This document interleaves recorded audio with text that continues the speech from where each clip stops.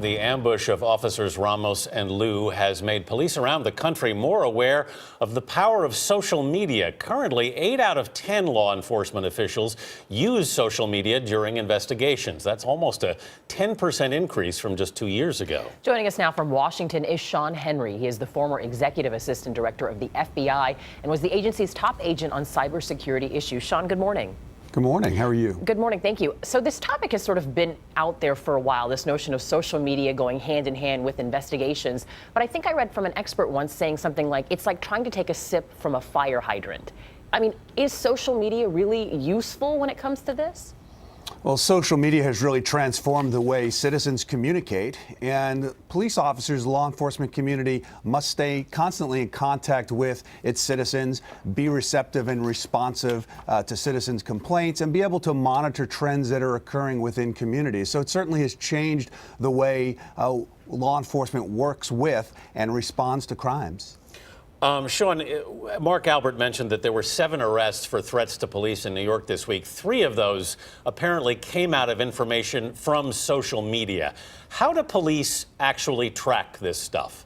That's right. So law enforcement looks at aggregate data. They can use social media to monitor trends and to follow developments within a community. They've got the ability, using certain applications, to look for keywords or identifiers that might alert them to some ongoing threat or some act of violence. You mentioned those techniques. I read about an algorithm. How exactly do you mine through? Is there a way to easily explain to us how you find things on social media?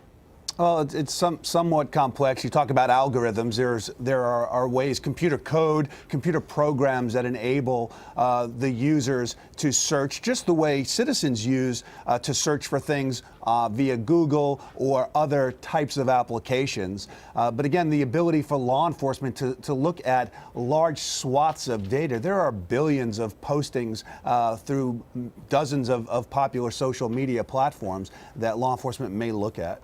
Sean, obviously there's a lot of inflammatory dialogue on social media. How do you determine what is actually a threat?